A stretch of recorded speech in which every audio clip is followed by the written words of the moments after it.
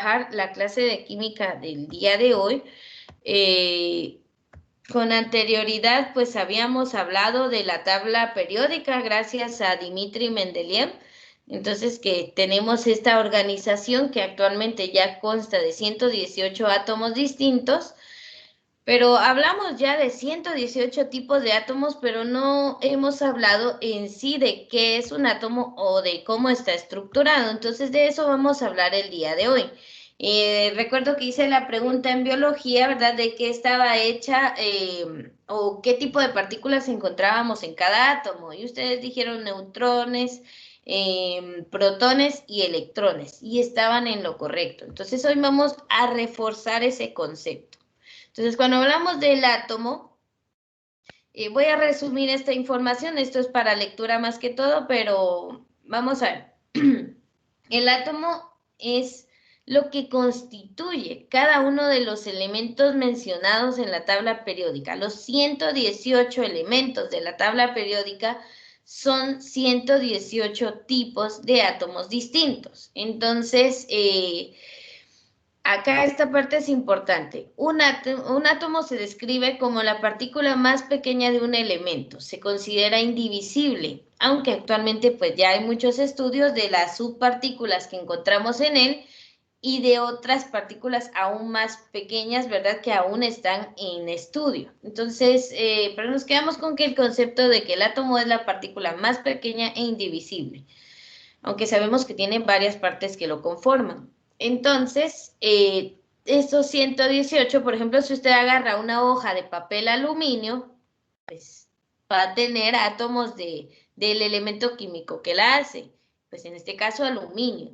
Entonces ahí, si usted agarrara esa hoja y la empieza a romper cada vez más pequeño hasta que fuera totalmente indivisible, ahí llegaría a obtener un átomo de aluminio. Pero nos es imposible llegar a esa escala tan diminuta. Entonces, a ver, acá dice el concepto de átomo es relativamente reciente, o sea, actualmente tenemos mucha información sobre el átomo, pero el concepto, la palabra átomo no viene de esta época, sino que viene del año 500 antes de Cristo. Esto es gracias a los filósofos griegos de esa época.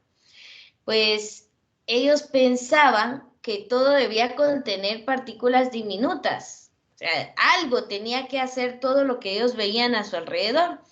Y decidieron llamarle a esas partículas pequeñitas átomos. O sea, la palabra átomo viene de la 500 antes de Cristo, pero toda la información que tenemos es de los últimos 3, 4 siglos. Entonces, ahí vemos esa dualidad, ¿verdad? Información certera en los últimos siglos. La palabra átomo del 500 antes de Cristo. La idea de los átomos, pues, no se convirtió en teoría científica sino hasta 1808. Haga cuentas.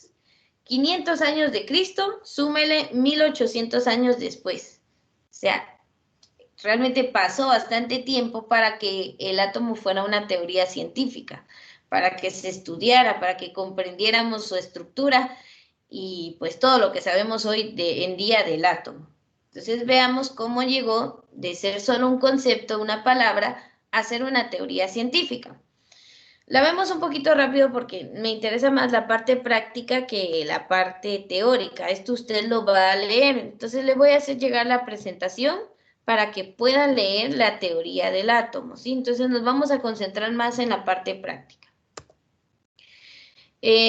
Personas importantes a recordar en cuanto a la teoría atómica sería John Dalton. John Dalton, de 1766 a 1844, que fue su vida, pues él dio 4 conceptos, 4 principios para la teoría atómica que, si bien pues se han sufrido algunas modificaciones, fueron la base para la teoría atómica actual. Entonces él habló en este siglo, cabal, cuando se convierte en teoría científica, pues nos dio estos 4 conceptos importantes.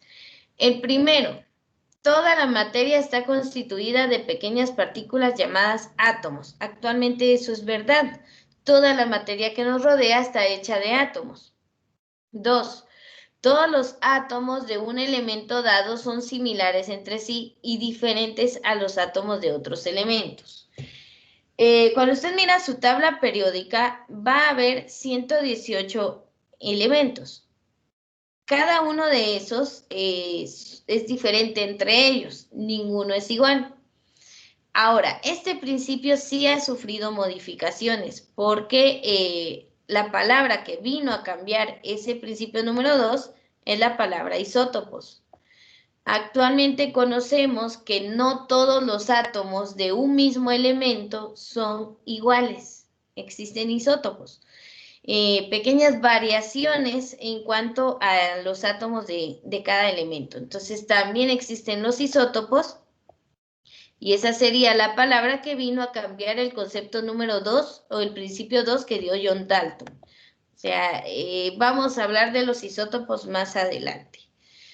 Pero bueno, entonces el principio 2 sí ha sufrido una modificación. No todos los átomos de un mismo elemento son exactamente iguales. Son muy parecidos, pero no son exactamente iguales. Son isótopos. Dejamos esa palabra para más adelante. Número 3 dice, los átomos de dos o más elementos diferentes se combinan para formar compuestos. Un compuesto en particular siempre está constituido de los mismos tipos de átomos y siempre tiene el mismo número de cada tipo de átomo. Esta parte es importante. O sea, si yo quiero un compuesto químico específico, siempre voy a tener que tener los mismos átomos y en la misma cantidad. A ver, por ejemplo, si les pregunto esta H2O, ¿de qué molécula estoy hablando o de qué sustancia? Yo sé que sí la conocen. Oxígeno. La O de oxígeno, sí, pero la Hidrógeno molécula... y oxígeno. Ajá, esos son los tipos de átomos, pero ¿fórmula de qué es esto? El agua. Del agua, El muy agua. bien. Usted tal vez hoy ya se tomó un vaso de agua, pues ya tomó un vaso de H2O, ¿verdad? De esta sustancia, de ese óxido de hidrógeno, que es la fórmula del agua. Si yo quiero tener agua, siempre voy a tener que tener dos átomos de hidrógeno y uno de oxígeno en esa molécula. No puede ser de una forma diferente. Si vengo yo y le agrego otro 2 de este lado, por ejemplo, si hiciéramos eso, ya no es agua, al menos no de la que podemos tomar.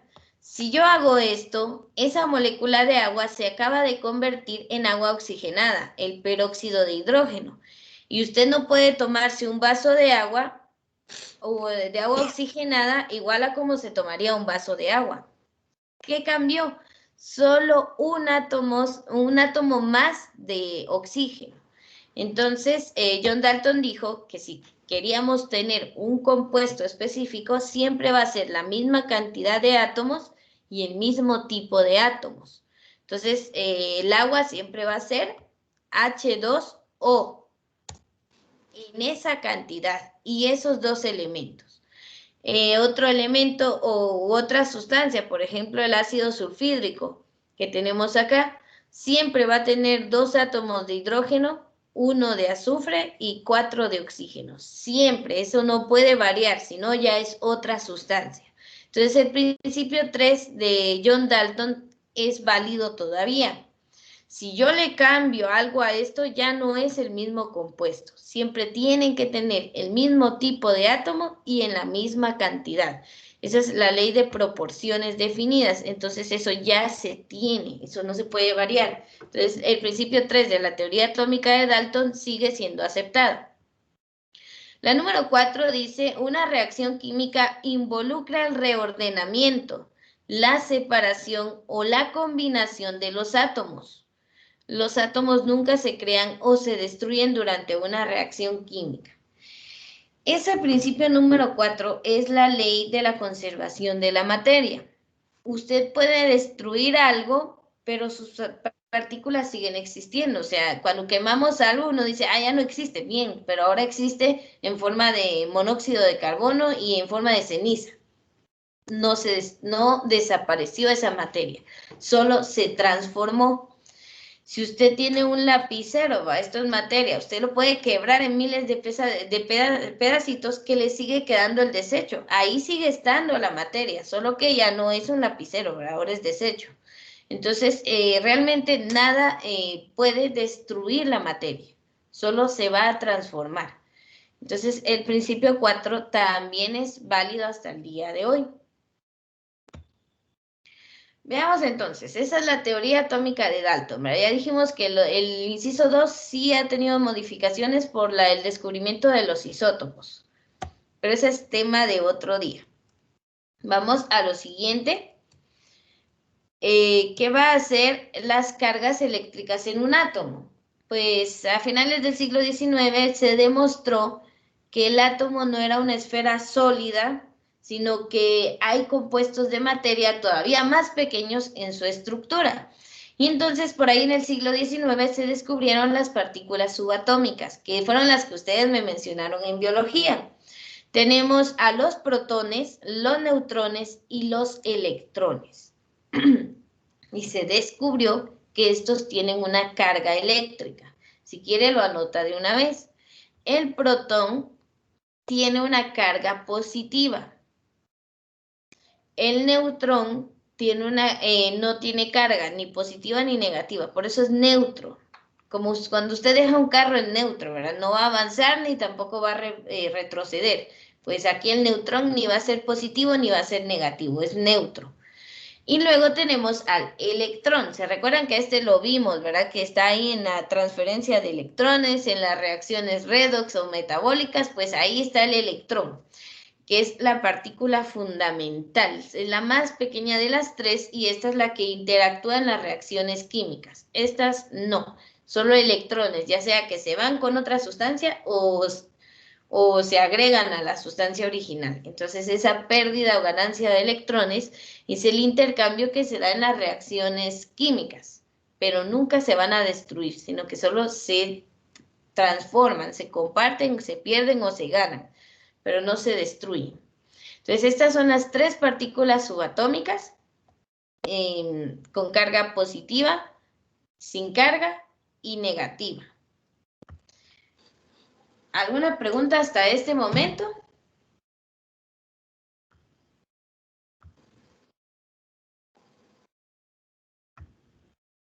No sé. ¿Dudas, comentarios?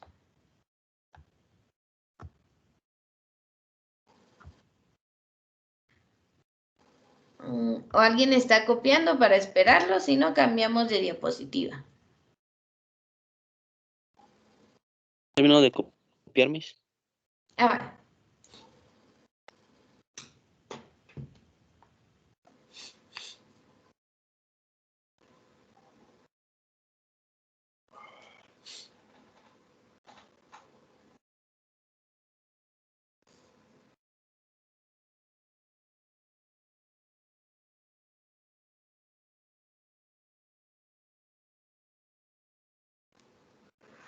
Ahora sí, mis. Muy bien, excelente. Entonces pasamos a lo siguiente. Esto es lo que les hablé en la diapositiva anterior, ¿verdad? De que el protón tiene una carga positiva, el neutrón no tiene carga eléctrica y el electrón pues tiene una carga negativa. Acá algo que nos ayuda a comprender este concepto sería lo de los imanes. No sé si han sido curiosos o por casualidad pues ha jugado con imanes. ¿Qué ocurre cuando ponemos los imanes del mismo lado? O sea, positivo con positivo o negativo con negativo. ¿Se unen o se repelen? Se repelen.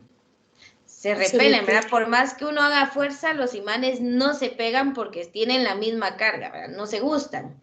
Pero si agarramos un imán del lado negativo y uno del lado positivo, ¿qué ocurre entre ellos? Se pegan. Se unen. Se pegan, ¿verdad? Se junta y hasta cuesta separarlos, ¿verdad? Entonces, de esa forma, las cargas que son distintas se atraen. Por eso el electrón, aunque no está en el núcleo, siempre orbita alrededor de este, porque ahí está la carga positiva y él se siente atraído al núcleo. Entonces, se mantiene girando alrededor de él. Algo como compararlo a una escala mucho mayor, por ejemplo, este sería el Sol y los planetas girando alrededor, ¿verdad? Entonces, algo así es el átomo, solo que a una escala, pues, diminuta, lo más pequeño del universo.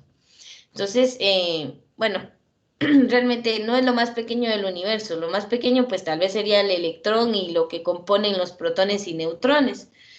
Pero para fines entendibles, pues, tomemos al átomo como lo más pequeño.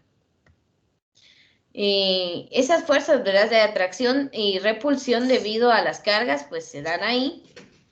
Y acá vemos entonces dos estructuras del átomo. El núcleo con protones y neutrones y la corteza o las nubes electrónicas alrededor.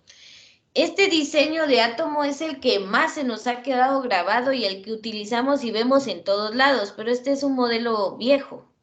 Este es el modelo, si no estoy mal, de Rutherford. Actualmente este no es el modelo más actualizado del átomo, pero sí el más famoso, ¿verdad? Entonces, vamos a ver algunos modelos atómicos. Lo voy a hacer de manera bastante rápida porque usted va a tener la presentación para poder repasar. Y como les digo, me interesa llegar a la parte práctica. Entonces, veamos. La teoría atómica actual involucra un concepto llamado orbital. Que es una región del espacio alrededor del núcleo donde la probabilidad de encontrar un electrón, recuérdese que estos están en movimiento girando alrededor del átomo, pues con una energía determinada es muy alta. O sea, el orbital es este espacio donde sabemos que el electrón se está moviendo y que posiblemente lo vamos a encontrar con mayor probabilidad. La teoría atómica actual se basa en los trabajos de Schrödinger, Planck, Heisenberg y Chadwick. Vamos a hablar de ellos 4, ¿verdad? Tenemos aquí entonces la palabra orbitales, pues la vamos a estudiar a más profundidad en las siguientes clases. Cuando hablamos de orbitales, estamos hablando de niveles energéticos, del menor al mayor. En cada orbital vamos a encontrar máximo 2 electrones girando y los subniveles energéticos que vamos a encontrar en cada nivel. Entonces, el S, P, D y F, que nos va a servir para hablar de configuración electrónica. En el nivel S encontramos un solo orbital con 2 electrones. En el nivel P encontramos 3 orbitales, en total hay 6 electrones. En el subnivel D encontramos 5 orbitales, en cada uno hay 2 electrones, entonces encontramos 10 electrones. Y en el subnivel F hablamos de 7 orbitales, o sea que vamos a encontrar 14 electrones. No se preocupe si ahorita no me comprende bien esto porque lo vamos a ver más adelante. Lo que me interesa es la palabra orbital, que eso es lo nuevo de la teoría atómica actual. Solo esa palabra, orbitales. Entonces, aquí vemos una imagen donde estamos observando varios orbitales alrededor del núcleo del átomo. Este es el modelo más actual, pero realmente si me enseñan esta imagen, en lo que menos pienso, ¿verdad?, es en un átomo, porque no estamos todavía muy familiarizados con este modelo. Si nos hablan de átomo, luego pensamos en este dibujito, pero este es un modelo antiguo. Y ahorita vamos a ver la diferencia entonces entre los modelos atómicos, cómo las personas se han imaginado al átomo. Actualmente este es el modelo más moderno, que estamos hablando de orbitales. Muy bien, ¿qué es un orbital? Una región del espacio alrededor del núcleo del átomo donde tenemos mayor probabilidad de encontrar un electrón.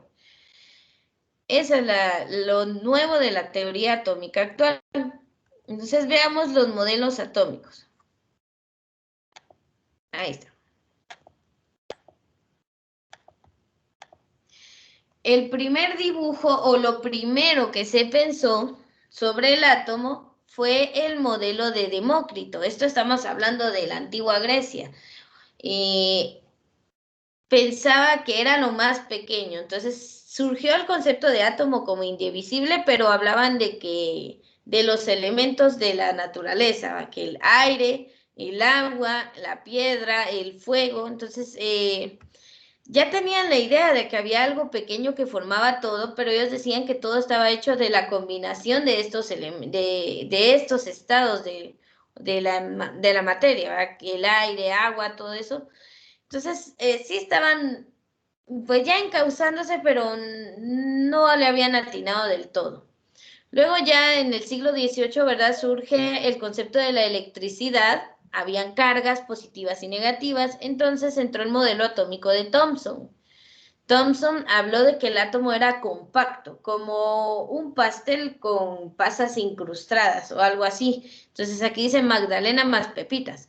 Él creía que el átomo era una masa positiva con electrones negativos pues ahí incrustados y que no se movía. Eso pensaba Thomson. Ese fue su modelo, ¿verdad? De que como un pastel con, yo qué sé, fresas ahí encima. Entonces él creía que así era el átomo, que estaba totalmente relleno y que solo era una materia, una masa de materia positiva con electrones negativos ahí metidos, incrustados. Entonces eso creía Thomson. Luego vino Rutherford, hizo algunos exámenes, bueno, unos experimentos, perdón, y descubrió que el átomo era de naturaleza neutra y dijo que estaba vacío. O sea, no lleno como decía Thomson, sino que estaba vacío.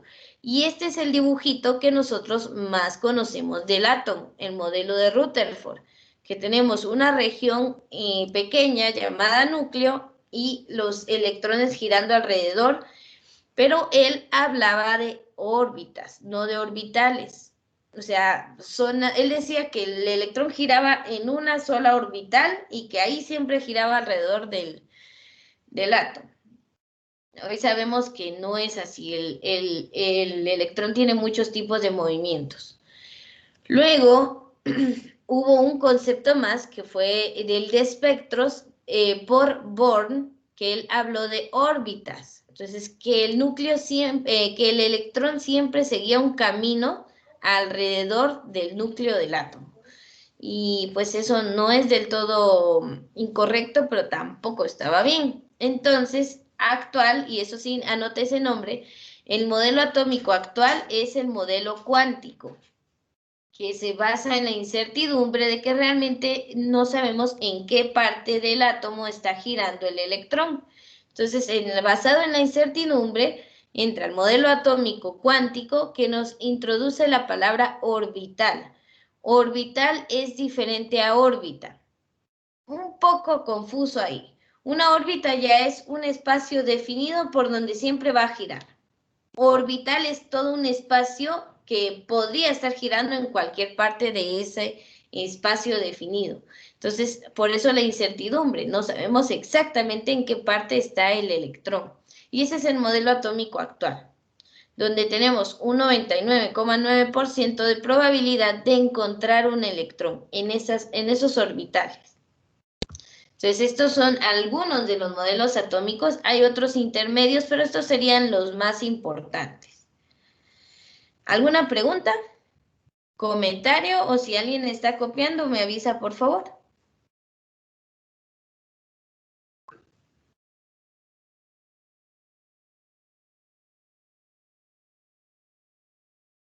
Bueno, supongo que no.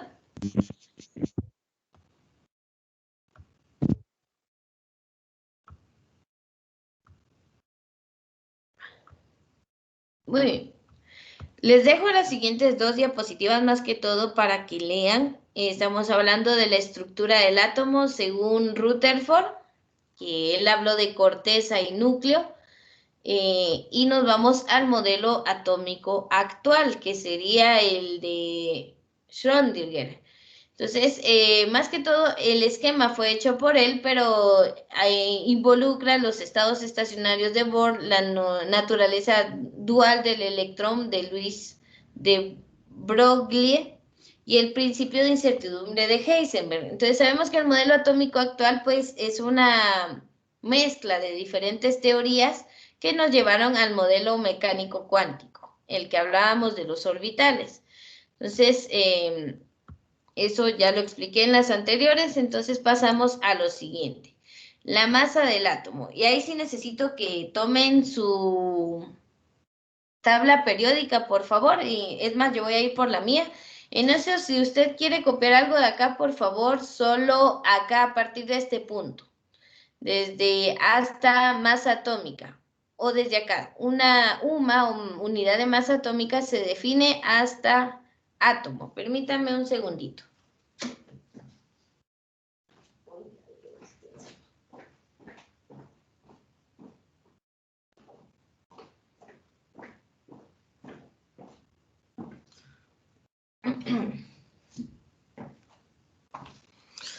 Muy bien.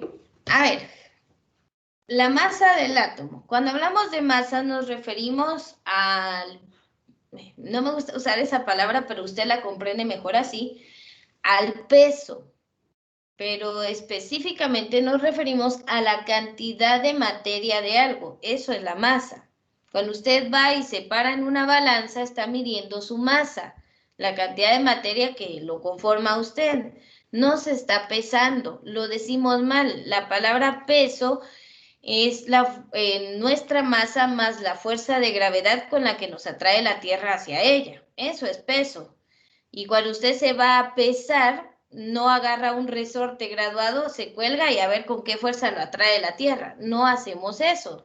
O sea, realmente no nos estamos pesando con una balanza. Estamos midiendo nuestra masa.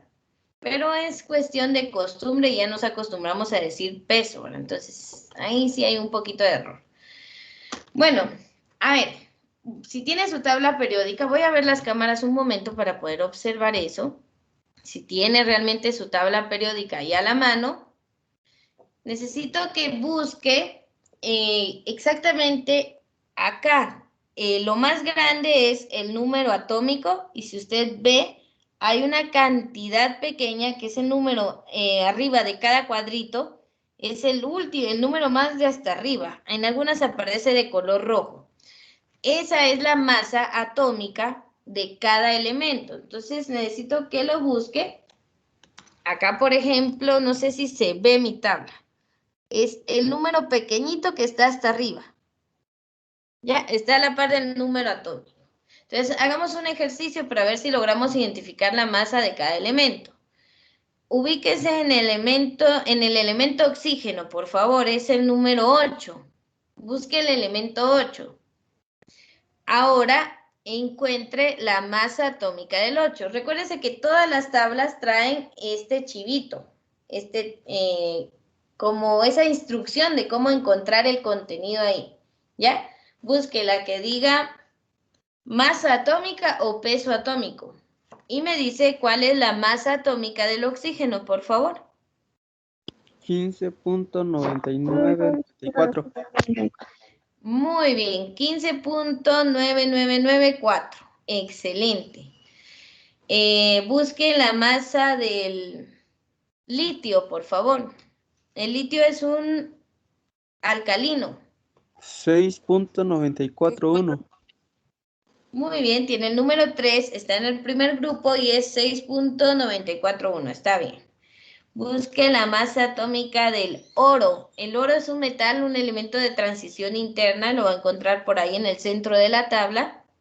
196.96. 96.65. Miren, excelente. Por ahí ya había alguien con su tabla periódica emplasticada. Excelente. Qué vergüenza, la mía ya se está envejeciendo y la tengo que emplasticar a ustedes. Muy bien, entonces ya logramos identificar en dónde está la masa atómica. Ese dato nos va a servir para lo que vamos a hacer ahorita. Entonces, ya si lo logramos identificar, excelente, ya podemos seguir trabajando. Entonces, miren, jóvenes, la teoría, pues, de la masa atómica que fue dada también es parte de la teoría atómica de Dalton, por eso este señor es tan importante, tanto así que la unidad de masa atómica en biología le vamos a llamar Dalton, en honor a John Dalton. Pero en química se llama UMAS, o unidad de masa atómica. Así le vamos a llamar acá del átomo. Entonces, por ejemplo, ahí dice cromo, es el número 24. Su masa atómica es 51.996, ¿verdad? UMAS, unidades de masa atómica. Esa es la dimensional.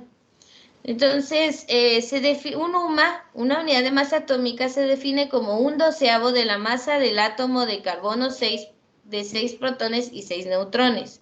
Un estándar con el que se compara la masa de cualquier otro átomo. ¿Qué es este tipo de carbono? Es el isótopo de carbono 12. Complicado de explicar esa parte, pero bueno, así se definió a las sumas. Entonces, con ese isótopo del carbono se comparan todas las masas de los átomos. Y si vemos acá, dice, un protón tiene una masa de 1.7 por 10 a la menos 24. Estamos hablando de que usted tiene que poner un 0, un punto y luego como 23 o 24 ceros. Hay que contarlo, 1 a 1, 17. Entonces, 0.00000 y 17. Igual la del neutrón. Y la del electrón es todavía más pequeña, 9.1 por 10 a la menos 28. Entonces usted pone 0.000000 y hasta que lleguemos a contar 28 espacios se pone el 91. Es tan pequeña que para la masa del átomo ni se toma en cuenta.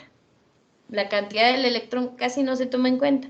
Entonces, ¿cómo vamos a calcular aquí? Y esto sí es importante, por favor, le voy a decir qué cosas tiene que tomar en cuenta.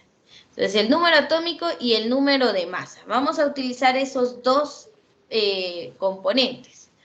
Entonces, dice, todos los átomos del mismo elemento siempre tienen el mismo número de protones. Los protones no cambian. Esta característica distingue los átomos de un elemento de los átomos de demás elementos. Entonces, el número atómico... A ver, recordemos su tabla periódica, por favor. El número más grande de cada cuadrito es el número atómico. Por ejemplo, si le digo molibdeno, ¿qué número tiene?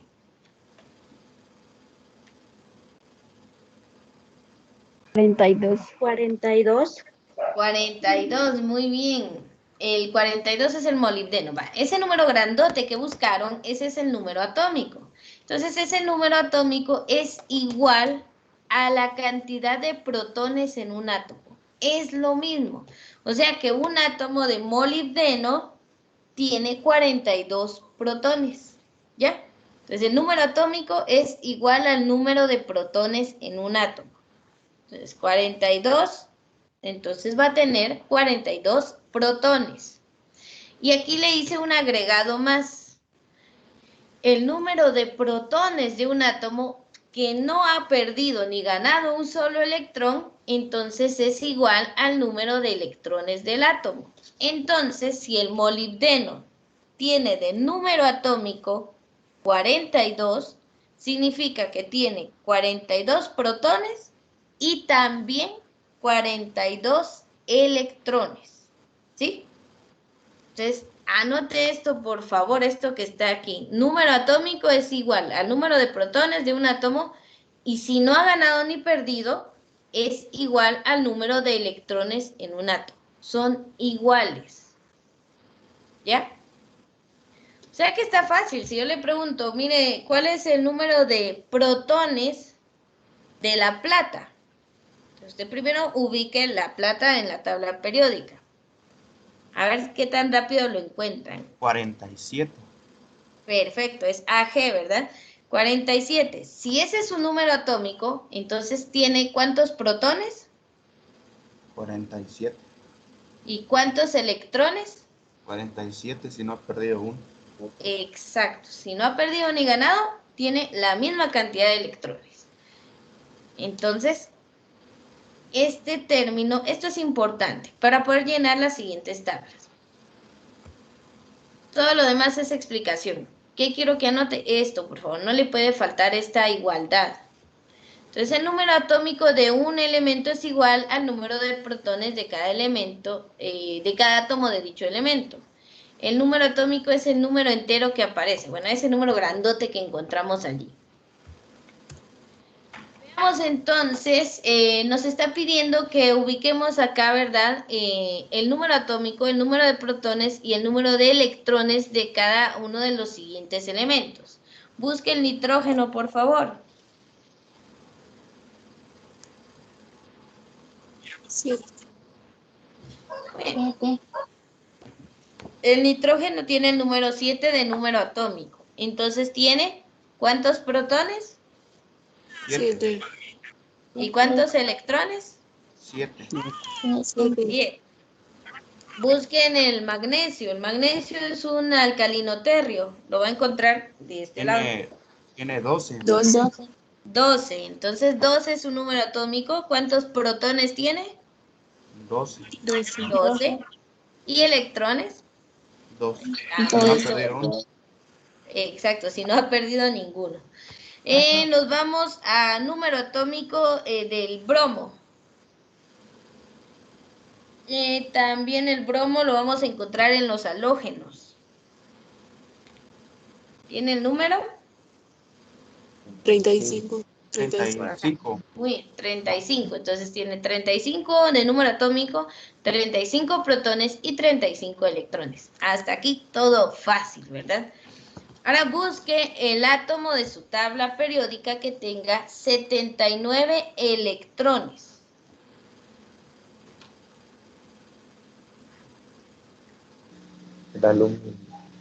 El oro. El oro, ¿verdad? Entonces dice, ¿cuántos protones hay en su núcleo? Pues lo mismo, 79 electrones. ¿Cuál es su número atómico? Lo mismo, 79. ¿Cuál es su nombre y cuál es su símbolo? El nombre es oro y el símbolo es AU. Fácil. Hasta ahí todos sacamos 100, ¿verdad?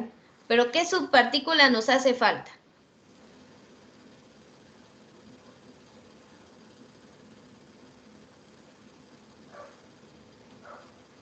Ya tenemos protones y electrones, pero nos falta una. Núcleo. Neutrón. Muy bien, en el núcleo también tenemos neutrones y no hemos visto cómo sacar ese número. Pues no se asuste, realmente el número de neutrones es fácil de sacar, solo tenemos que hacer una resta. Entonces, aquí tenemos el número de masa. El número de masa, lo voy a explicar porque sí está difícil leer todo eso, pero es para que usted tenga material de estudio. Cuando hablamos del número de masa, que ya vimos que es esa cantidad que está a la par del número atómico, estamos hablando de la masa más que todo del núcleo. Entonces, ¿qué encontramos en el núcleo? Pues protones y neutrones. Como ya sabemos cómo identificar el número de protones, pues veamos el número de neutrones, que es lo que nos falta. Entonces, la teoría dice que el número de masa, pero eso sí, si usted se da cuenta aquí, cada número de masa tiene decimales. Si es la suma de protones y neutrones, ¿por qué tiene decimales? No es que tenga 0.5 de un neutrón, no puedo tener la mitad. Lo que sucede es que la masa atómica que tenemos acá en la tabla periódica es un promedio de la masa atómica de todos los isótopos de cada elemento. Y hay elementos como el magnesio que tienen un montón de isótopos. Entonces, por eso no es un número exacto. Como es un promedio, tiene decimales, pero a mí aquí no me sirven los decimales. Para poder calcular esto, tenemos que usar el número de masa como un número entero. Entonces, ¿qué hago? ¿Será que solo desaparezco los decimales o tengo que aproximar? Aproxima. Hay que aproximar. Entonces, siempre que después del punto decimal me aparezca menor a 5, no aproximo al siguiente. Siempre que aparezca de 5 o más, aproximo al siguiente. Entonces, por ejemplo, uno fácil, el oxígeno, que su masa es 15.9994. ¿A qué lo aproximamos? 6. A 16. Entonces, tomamos el número de masa del oxígeno como 16, no como 15.9994. ¿Me entienden? Entonces tenemos que trabajar un número entero. 16 UMAS va a ser la masa del oxígeno. ¿Cuál es su número atómico? Es 8. Entonces lo tomamos de una vez como su número de protones. Tiene 8 protones, pero no sé cuántos neutrones tiene. Entonces, ¿qué voy a hacer? Para poder hallar los neutrones de un elemento, vamos a agarrar la masa atómica ya aproximada menos el número de protones. Masa atómica menos el número de protones nos va a dar el número de neutrones. Entonces, en este caso, agarramos la masa atómica del oxígeno, que sería 16 sumas menos 8 protones. 16 menos 8, ¿cuánto nos da? 8. Entonces tenemos 8 neutrones. Así sacamos el número de neutrones. Entonces, el número de neutrones de un núcleo es igual al número de masa menos el número de protones. Anote eso, por favor. Ese es el tip para poder sacar los neutrones. Aquí tengo dos ejemplos, el helio y el platino. Entonces, veamos el del platino, que es un poco más grande las cantidades. Busque el platino en su tabla periódica, por favor. Es un elemento de transición interna, lo va a encontrar por acá. ¿Es el número? 78. 78, perfecto. Veamos cuánto tiene de masa atómica. 195.08. Muy bien, 195.08. Bueno, entonces ese punto 08 no lo puedo aproximar a 196, entonces lo dejamos como 195. Esperen, vamos a... me pasé.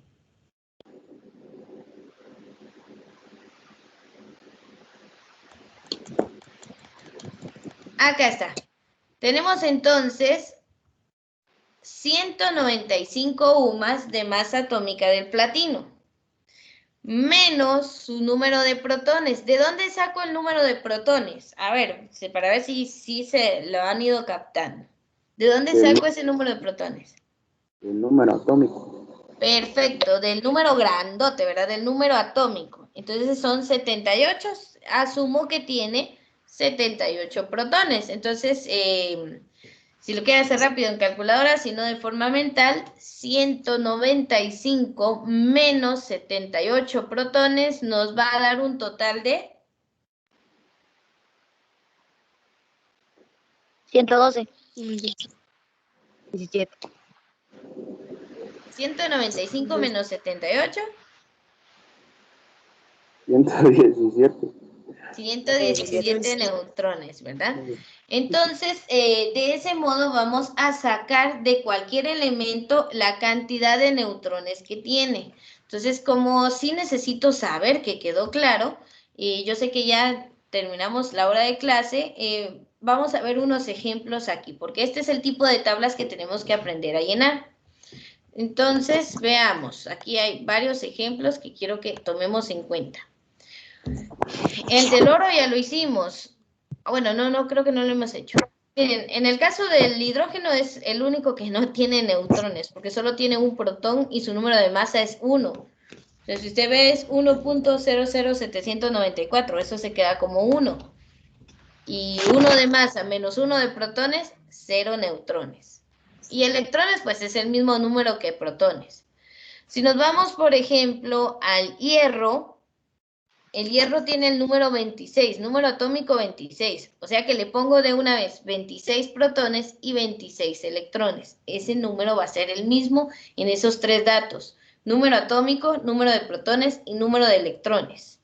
El número de masa atómica sí lo tengo que buscar. Entonces, si vamos al 26, que es el hierro, aquí es donde me doy cuenta que tomaron unos isótopos para hacer eso. Porque si usted ve en su tabla periódica, ¿cuál es la masa que le presentan del hierro? 26. No, el número de masa. Es 55. 55.847, ¿verdad? ¿Aproximado cuánto sería? 56. 56. Entonces, aquí tiene el número de masa 58 porque tomaron un isótopo que tiene 2 neutrones más. Entonces, aquí usted imagine que es un 56, porque eso es lo que nos dice la tabla periódica en general. Entonces, ese 56 menos el número de protones nos va a dar en total, ¿cuántos neutrones? 56 menos 26. 30. 30 neutrones. Entonces aquí va a variar si tomamos un isótopo. Por eso es que necesito explicar ese tema, pero va a ser despuesito. Entonces, este es el ejercicio que queda de esta clase. Sí les sirve mucho para repasar este contenido, como les indicó la licenciada, la verdad es más que todo para que usted repase cómo se hace y le vaya bien en su próxima clase. Esa es la meta, en sus evaluaciones, más que todo parciales, que ya saben que con ustedes valen 20 puntos. Entonces, sí hay que ponerle mucha atención a ese tema. Entonces, sí les pido de favor, ¿verdad? Que practiquen, que realicen esta hoja de trabajo. No es complicada, solo demanda que usted pues analice un poquito más los conceptos.